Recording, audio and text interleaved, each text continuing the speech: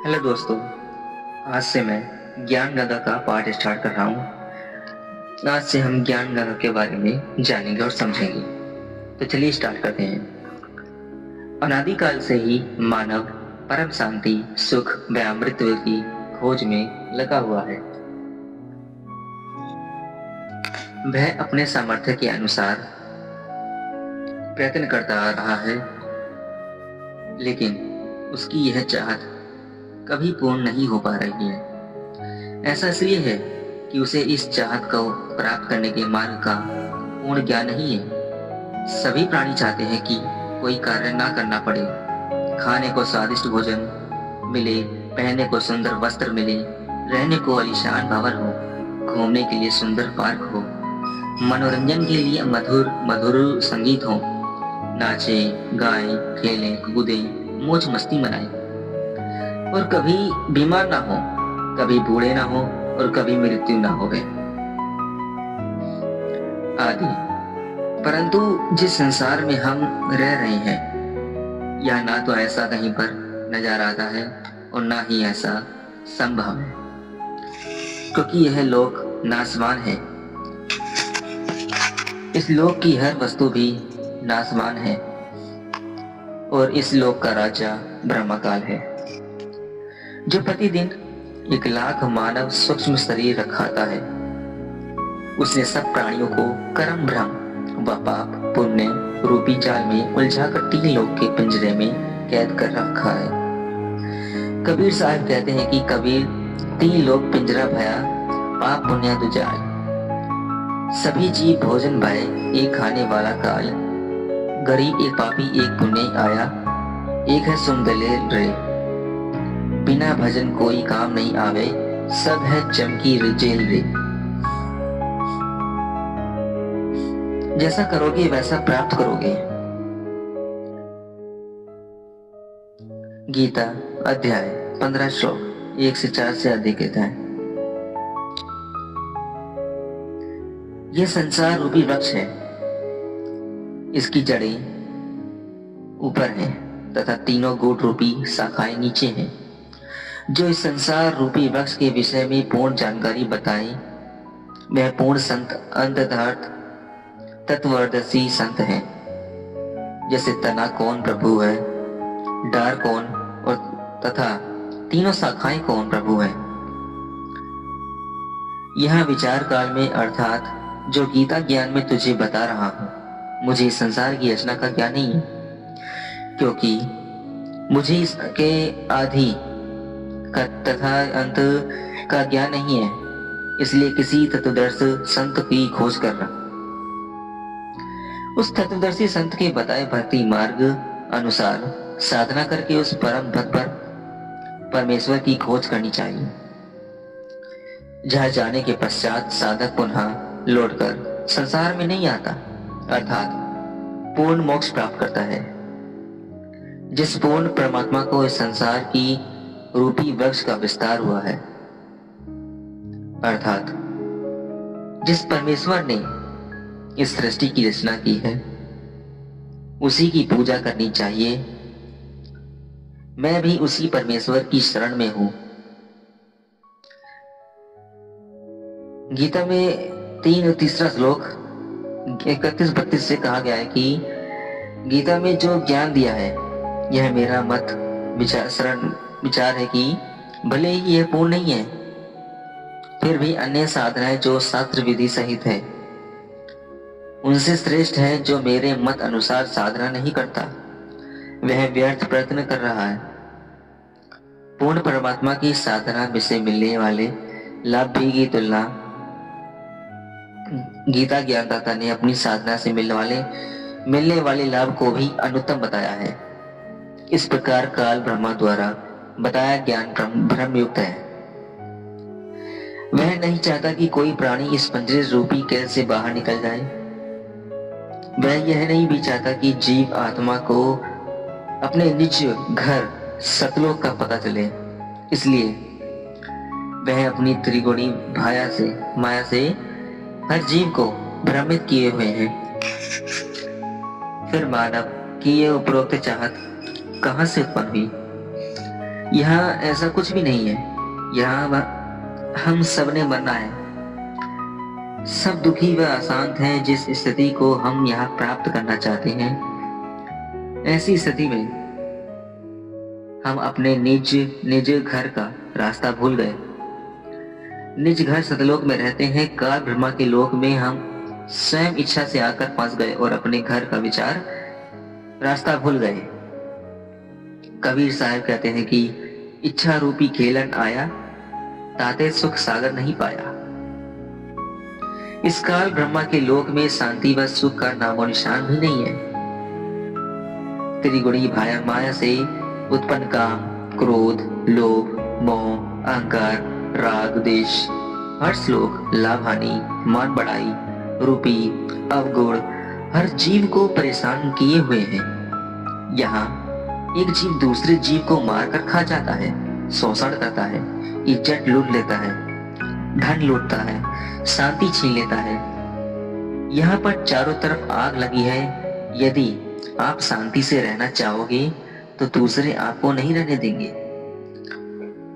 आपकी ना चाहते हुए भी चोर चोरी कर ले जाता है, डाकू डाका डाल ले जाता है, दुर्घटना घट जाती है, किसान की फसल खराब हो जाती है, व्यापारी का व्यापार ठप हो जाता है, राजा का राज छीन लिया जाता है, स्वस्थ शरीर में बीमारी लग जाती है। अर्थात यहाँ पर कोई भी वस्तु सुरक्षित नहीं है। राजाओं के राज, इज्जतदारों की इज्जत, धनवान का धन, ताकतवर की ताकत और यहाँ तक कि हम सभी के शरीर भी अचानक छीन लिए जाते हैं। माता पिता के सामने जवान बेटा बेटी मर जाते हैं। दूध पीते बच्चों को रोते बिलखते छोड़ कर माता पिता मर जाते हैं।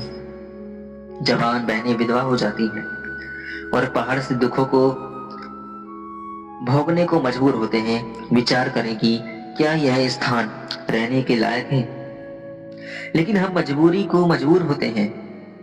विचार करें कि क्या यह स्थान रहने के लायक है, लेकिन हम मजबूरी बस यहाँ रह रहे हैं, क्योंकि इस काल के पिंजरे से बाहर निकलने का कोई रास्ता नजर नहीं आता और हमें दूसरों को दुखी करने की, वह दुख सहने की आदत सी बन गई है।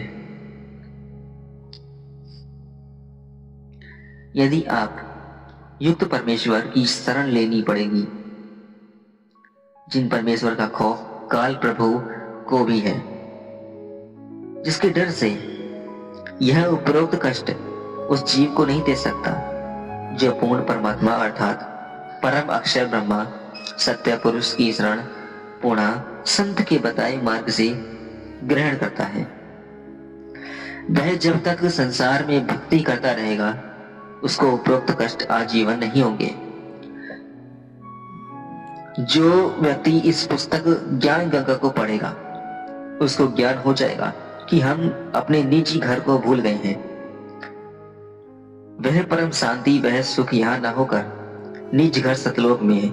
यहाँ पर जन्म है, ना मृत्यु है, ना बुढ़ापा, ना दुख, ना कोई लड़ाई, ना झगड़ा, ना कोई बीमारी है, ना पैसे को लेकर कोई लेन देन है, ना मनोरंजन, ना कोई साधन खरीदना। वहां पर सब परमात्मा द्वारा निःशुल्क व अखंड है। बंदी छोड़ गरीबदास जी की, महाराज जी की वाणी में प्रमाण है कि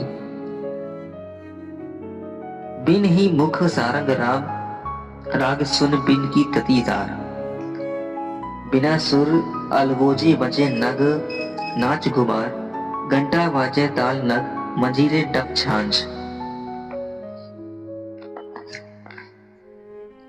मुरली मधुवर सुहानी निस्वासर और सांझ, बिन विहंगमन बाजी तरक तंबूरे तीर, राग खंड नहीं होत है वाद्या रहत सबीर, तरक नहीं तोरा नहीं जाही कशिश कबाब, अमृत प्याले मत पीवै जियो भाटी चबे शराब। मत वाले मस्तानूपुर गली गली गुलजार, सख शराबी फरद है चलो ताज बाजार। संग संग पतरी नाचे गावे गो शब्द सुभान, चंद्र बदन सूरजमुखी नाही मान गुमान। संग हिनोले नूर नग झूले संत हुजूर, तख्त दरी के पास कर ऐसा मुल्क जहूर। नदी नाव वाले बगे छूटे फुहार सुन, भरे हो सरोवर सदा, नहीं पापी नहीं पुण्य।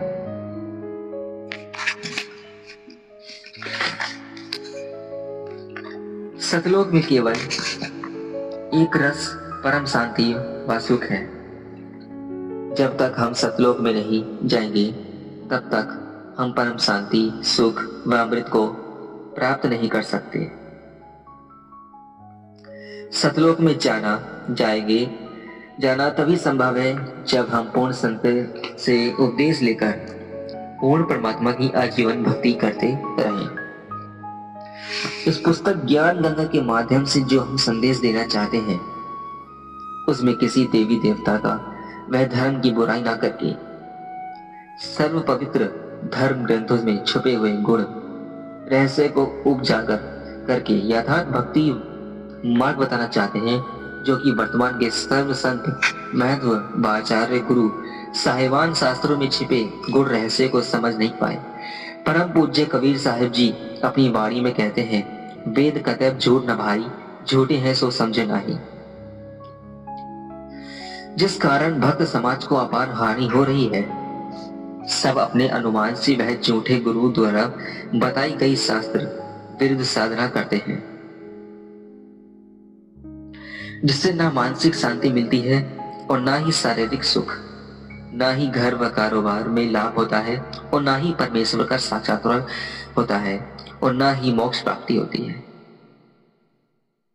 यह सब सुख कैसे मिले, और यह जानने के लिए कि मैं कौन हूं, कहां से आया हूं, क्यों जन्म लेता हूं, क्यों मारता हूं, क्यों दुख भोगता हूं, आखिर यह सब कौन करवा रहा है, और परमेश्वर कौन है, कैसा है, कहां है तथा कैसे मिलेगा, और ब्रह्मा विष्णु और शिव के माता पिता कौन है, और किस प्रकार से काल की ब्रह्मा से जेल छुटकारा पाकर अपने निजी घर सतलोक में वापस जा सकते हैं। यह सब इस पुस्तक के माध्यम से दर्शाया गया है, ताकि इसे पढ़कर आम भक्त आत्मा का कल्याण संभव हो सके। यह पुस्तक सतगुरु रामपाल जी महाराज के प्रवचनों का संग्रह है, जो कि सद ग्रंथों में लिखे तथ्यों पर आधारित है। हमें पूर्ण विश्वास है कि जो पाठक जन रुचि व निष्पक्ष भाव से पढ़कर अनुसरण करेगा, उसका कल्याण संभव है। आत्म प्राण उद्धार ही ऐसा धर्म नहीं और कौटी अश्वमेघ यज्ञ सकल सामना भाव। जीव उद्धार परम पुण्य ऐसा कर्म नहीं और मरुस्थल के मृग जीव सब मर गए दौड़ दौड़। यदि एक आत्मा को सत भक्ति मार्ग पर लगाकर उसका आत्म कल्याण करवा दिया जाए तो करोड़ अश्वमेघ यज्ञ का फल मिलता है और उसके बराबर कोई भी धर्म नहीं है। जीवात्मा के उद्धार के लिए किए गए कार्य अर्थात सेवा से श्रेष्ठ कोई भी कार्य नहीं है। अपने पेट भरने के लिए तो पशु पक्षी भी सारा दिन भ्रमते हैं, उसी तरह वह व्यक्ति है जो परमार्थी कार्य नहीं करता। परमार्थी कर्म सर्वश्रेष्ठ जीवा सेवा जीव कल्याण के लिए किया कर्म है। जीव कल्याण का कार्य न करके सर्व मानव मरुस्थल के हिरण की तरह दौड़ दौड़ कर मर जाते हैं, जिसे कुछ दूरी पर जल ही जल दिखाई देता है और वहां दौड़कर जाने पर थल ही प्राप्त होता है। फिर कुछ दूरी पर थल का जल दिखाई देता है, अंत में उस हिरण की प्यास से ही मृत्यु हो जाती है। ठीक इसी प्रकार जो प्राणी इस काल लोक में जहां हम रह रहे हैं, वे उस हिरण के समान सुख की आशा करते हैं। जैसे निसंतान सोचता है सनातन होने पर सुखी हो जाऊंगा, सनातन वालों से पूछे तो उनकी अनेकों समस्याएं सुनने को मिलेगी। निर्धन व्यक्ति सोचता है कि धन हो जाए तो मैं सुखी हो जाऊं। जब धनवानों की कौशल जानने के प्रश्न करोगे तो ढेर सारी परेशानियां सुनने को मिलेंगी।